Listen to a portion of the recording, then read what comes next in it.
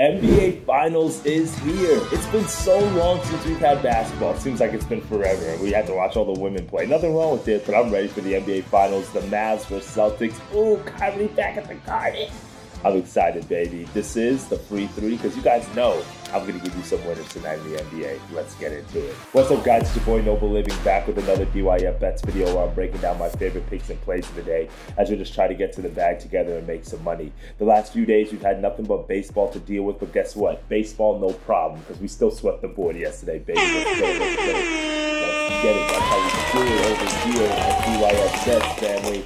Yesterday, we cashed on the Orioles-Jays first 5 under. I told you take the 4.5 runs. They scored 4, so we went under. Yankees and Cubs moneyline parlay. We ran it back 2 days in a row. 2 days in a row, you could have gotten the Cubs at really great value plus value. They were down 4-1 in that game, came back, won it. I told you about that White Sox bullpen. Terrible. We cashed in Yankees, no sweat bet there, scored 4 runs in the first inning, never looked back. I also told you to take Jose Soriano's outs. He went 6 innings. He looked stellar out there. Padres offense completely disappeared this series, like I said, and then guess what happened? We were able to go 3-0 on the day. You love to see it. Look at our start to the month of June, 8-1, baby. That's exactly what we need. We've been crushing it in baseball. We've literally hit, I was looking back at the record, 18 of our last 20 basketball bets, WNBA and NBA. I mean, we've been crushing it. And today, guess what? I've got some NBA bets for you guys. So no reason why we shouldn't keep the hot streak going, right? If you've been making some money, if you've been enjoying the channel, I appreciate the love and support. Make sure you smash that subscribe button. Make sure you share this with somebody who knows the sports better.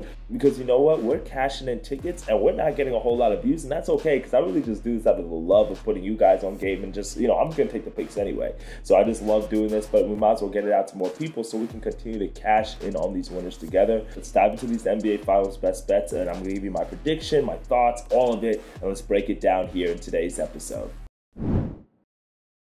My first best bet of the day, before I kind of give you my analysis on who I think is going to win this game and also what do I think is going to win the series and things of that nature. I think both teams can win this series, in all honesty. I think the NBA Finals a lot of times comes down to who's healthy. Porzingis coming back for the Celtics is really, really big. They needed him. They need him on not only for his size, they need him for him to stretch the floor because the Mavericks really look to clog the paint. They don't really guard the stretch bigs that much. There's a lot of things that Porzingis brings to the table in this series that I think over the course of 6 or 7 games is going to really matter a lot. Now, speaking about 6 or 7 games, if you want to take a series prop, I do like Dallas on the plus 1.5. I do think this one goes 6 or 7 games. I do think Dallas can win this one outright. But for me, we're going to go with our first best bet of the day, which is a player prop. Not too much deep analysis in this because we've taken this player prop several times this far in the playoffs, and it continues to cash in for us. So there's no reason if it ain't broke to go away from it. So let's go with Jason Tatum over 9.5 rebounds, minus 120 odds. Now, you guys know that's like my favorite Celtics pick out there because Jason Tatum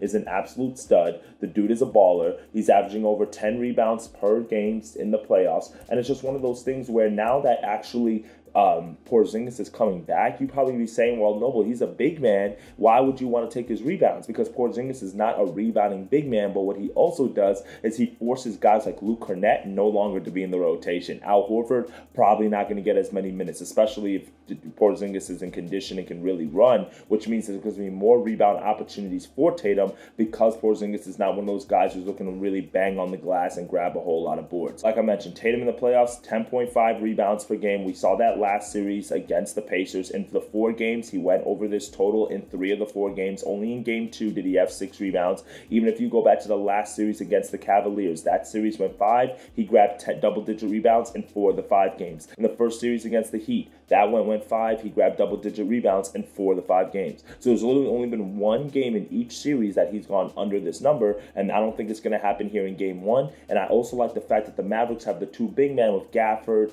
and Lively, 2 guys that are not really going to stretch you in terms of move you away from the rim, which means more rebound opportunities for Jason Tatum because he should be on one of those guys. And like that help side, they're going to look to go grab the offensive glass, which means Tatum's going to have to be more active on the defensive glass. We have a pretty high total here for the playoffs, about 215 or so. I do lean towards the over in this matchup as well. So because of that, I think more shot opportunities. Both of these teams can play fast at times. Jason Tatum over 9.5 rebounds. Don't overthink it. He's been averaging about 9.5 rebounds against the Mavericks in the regular season. season anyway. That's 2 matchups that he played against them. For me, it's been working all playoffs long. Jason Tatum's been averaging over 43 minutes per game, so he's going to get the amount of time on the court to be able to grab this. It should be a closer game. Tatum over 9.5 rebounds is our first best bet of the day.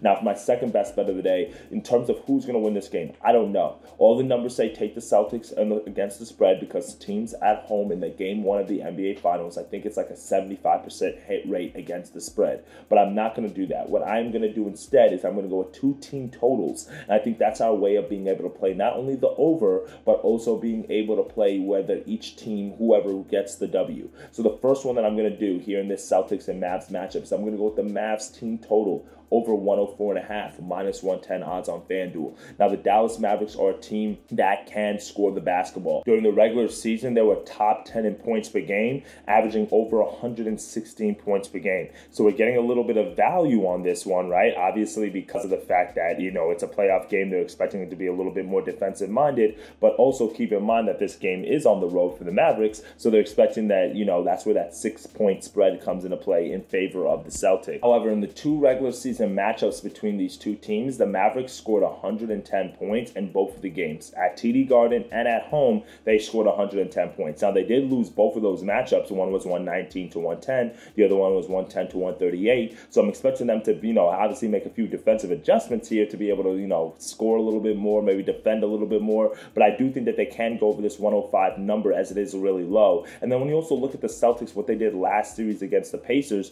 there was a lot of high-scoring games in that series. In game 1, 133 to 128 was the final score. So they gave out 128 points to the Pacers. Do the Mavs play as fast as the Pacers? No. But do they have the offensive weapons that the Pacers do? Absolutely. Even in game 2 of that series, the Pacers dropped to 110. In game 3, the Pacers dropped to 111. So we've seen the Pacers be able to score on the Celtics. Even if you go back to the series against the Cavaliers, the Cavs dropped 118 on the Celtics in game 2. The Miami Heat dropped to 111 against the Celtics in game 2. And those were all road games for both of those teams, and they nowhere near have the offensive weapons that the Mavericks do. I think this total is a little bit low. I think the books are going to adjust to this series as we kind of move along here, but I think this total is just a little bit too low for the Mavericks here. I think this is a little bit more of a high-scoring game. I do lean the over in this matchup. Like I said, the line has actually moved in favor of the over already. I think it opened around 214. Now it's at 215.5. But Mavericks team total over 104.5. I really like that, as I think both of these teams are rested with over a week that they've been able to sit on their hands a little bit. I think the energy is going to be there. Now, obviously, it could be a little bit of rust, which means missed shots, but I don't think that's going to be the case, and that's why I'm going to go with the team total instead of like the first half here, so it gives the Mavericks time to adjust, get their offense, get them rhythm and flow. Also, I like the fact that both of these teams shoot a lot of 3-pointers, so I think that can lead to a lot of quick possessions, but also obviously scoring in bunches because 3, 6, 9 adds up really quickly. 104.5, just a little bit too low here of a total, especially from what we've seen from the Celtics defensively in this postseason. They normally get it together around games 3, 4, 5 or so, which I expect the same thing here. Give me the Mavericks team total as our second best bet of the day. For my third best bet of the day, we're going to go with another team total. Let's flip it, and we're going to go to the Celtics team total here, but let's isolate them to the first half over 57, minus 125 odds. Now, this one might be at 56.5 on your book. It might be at 57.5. I like the 57 number. If your book does do alt lines, you can take a look at that as well. Actually, Matt Perrault from the Daily Juice Show on Betting Pros, he actually brought my attention to this, even though I did kind of have it circled before, but I really liked his analysis that he gave this morning on it. And it's simply this: when the Celtics have a team total under 58, 59 in the first half at home, you really want to smash it. And I do definitely agree. We've taken this angle several times as far in the playoffs. It has cashed in for us. The Celtics are the team that looked to jump out early. They were the number 1 team in the regular season in first half points per game, averaging over 62 points. But then we've also seen that carry over into the playoffs as they were able to bury a lot of their opponents, like the Cavs, like the Heat, like the Pacers, in the first half, because they were able to put that pressure on them early, get out to a quick lead, which now they were able to hold on to that, or maybe had to force the other team to battle back. 50 points, 57 points is not too much. This is a Celtics team that can average over 60 points in the first half. This is also a Dallas defense that's not necessarily known for their defense, and they were not really one of the best scoring defenses in the NBA. Middle of the pack, about 18th in the NBA in first half points allowed, averaging about 58 points given up in the first half, and that number actually used to take a dip on the road as well. So for me, we're hovering right around that number. We've seen what the Celtics can do. I think that because they're the home team team, because they're the favorite team, they're going to jump out to a quick start. Do I know that they're going to cover that 6.5 point spread? Like I said, the numbers say to do that. I just won't personally do it. I think that's a little bit too big of a number.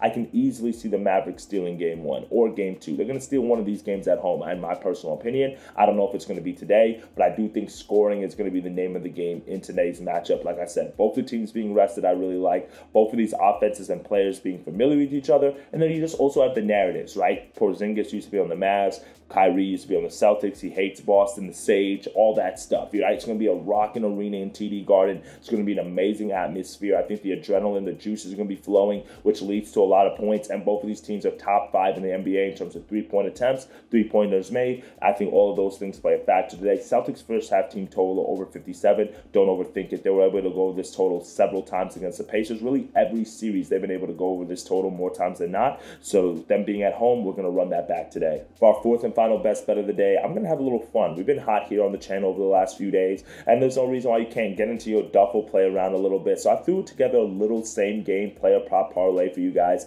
It's a little bit deeper than what I usually do, but what we're going to go here is 4 guys, okay? Kyrie and Drew to get 4 assists, Derek White to get 2+ three-pointers made, and then Derek Lively to get 6 rebounds. So we got the 2 Dereks, we've got the 2 point guards. If you parlay all 4 of these together, it gets you to plus 190 odds. So obviously you can play around with your numbers on your book a little bit, so this way you can try to get to plus 200, get a little bit better value. But I like all of these, okay? So Kyrie and Drew to get 4 assists. This is the way that I'm looking at this series, okay? Drew Holiday, he's going to probably be on Luka Doncic. Meanwhile, Derek White is going to be on Kyrie Irving, okay? Drew Holiday, do I think he's going to stop Luka? No. Do I think Derek White's going to stop Kyrie? No. You can't stop those guys. Your goal is just to slow them down. But because that's going to be the thing, and also because the way that the Celtics play defense in terms of crashing down, it's going to lead to a lot of driving kick opportunities. We saw Kyrie in the last series be able to take advantage of that against the Wolves. That's why he was able to average more than 4 assists a game in that series. Every game that series, 5 assists, 4 assists, 4 assists, 6 assists, 4 assists. So we've seen what he's been able to do, right? Thus far in the playoffs, he's averaging 5 assists per game. So that's what we just need to do, what he's been doing consistently this year. Also with PJ Washington in the corner, right? Kyrie going downhill. And then the way that Derek White likes to play is a little bit more scrappy, a little bit more defensive, and a little bit more aggressive. It can force Kyrie to get him on his back shoulder, on his back hip. Obviously, floater game, layup game. But if the Mavericks rotate, which they're not trying to give up a lot of easy layups and points in the paint, that's not really their MO. Derek Lively comes over. Daniel Gafford, we know how good he is at blocking shots. He comes over. Again, that leaves a lot of dump-off opportunities for Kyrie, alley-oop opportunities, kick-out opportunities, so that's why I like that. Now, Drew Holiday, I think he's just going to be gassed on the offensive side of the ball, if I'm being honest, because he's going to put a lot of energy and effort into guarding Luka. So because he's going to do that, we saw what Anthony Edwards had to do last series against Kyrie and why the coach switched off of him, because they needed his offensive help. But the big thing in this series is we don't need Drew to do so much offensively because Porzingis is back. When Porzingis was missing, okay, you need him to do a whole lot on the offensive side, score, dish, dime, do all the things. But now that Porzingis is back, I like that for Drew Holiday. Allows him to focus more defensively, but then it also opens up the floor for the Celtics to be able to be more widespread, which means more driving opportunities for Tatum and Brown, but also pick and pop opportunities for Porzingis, because the Mavericks play drop coverage defense. They're not trying to split the screen, trap it, and then rotate back. Like, they want to drop. They want you to be able to shoot the 3. They want the big man to shoot the 3 or settle for a mid-range J, which I think is going to be very valuable for Drew Holiday and Porzingis in that 2-man game. Now, we saw in that last series against the Pacers, in Game 1, he had 8 assists. In Game 2, he had 10 assists before he fell off in Game 3 and Game 4, but that's okay. So we've seen Drew Holiday at times be able to get 4 assists in these playoffs. Even against the Cavaliers, he had 4 assists. He went over this total in 3 of the 5 games. Against the Heat, he went over this total in 4 of the 5. And against the Heat, he had 4.5 assists in that series as well. Went over this total in 3 of the 5 games. So I'm not asking for too much from both of these point guards here to get 4 assists. I like what we've been seeing from them. Now, meanwhile, for the 2 Dereks, like I said, I think there are going to be a ton of 3-pointers attempted in this series. In 14 playoff games this year, Derek White has shot more than 8 3-pointers 11 times. So the volume is there. We just need you to hit 2 of them. It's not really that deep of analysis. It's really that simple. He's gonna get to jacking. We just need you to hit him. Derek White 2+ 3-pointers. Now, Derek Lively, on the other hand, we're going to need him on the glass because the Celtics are one of those teams that are going to grab some offensive rebounds now. Jason Tatum, Jaylen Brown, like they're going to grab here and there. Now, they're not a big aggressive offensive rebounding team, but they still are one of those teams that if you're falling asleep on defense, they'll grab a few extra possessions here and there. And Derek Lively is really the rebounder for this Mavericks team. Now, do I think he's going to out-rebound Luka? Probably not. But as far as big men go, he's the much better rebounder than Daniel Gafford, and he just plays with a lot more energy, and I think that he gets a lot more minutes in this series than Daniel Gafford because I think he's a better matchup for Porzingis. Now, Gafford's going to come and protect the rim, do what he do, but he's not that big of a rebounder, and I think Derek Lively, when we saw that last series, I mean, he had several games where he had double-digit rebounds. I believe one game in the series, he'll have double-digit rebounds as long as he gets the minutes, and today, 6 rebounds is not asking too much. This line has already been bumped from 6.5 up to 7.5 at plus value. I do like that, but we're just going to hover at the 6 rebounds here. So give me these 4 guys to get it done as a little fun player prop parlay for you guys, a little builder. Maybe you want to add on like a little few other like Jaylen Brown's points, Porzingis 2 threes, 1 3, whatever. There are a few other guys you can throw in there, but for me, I like this little setup here, these 4 guys to get us a plus chicky to end the night.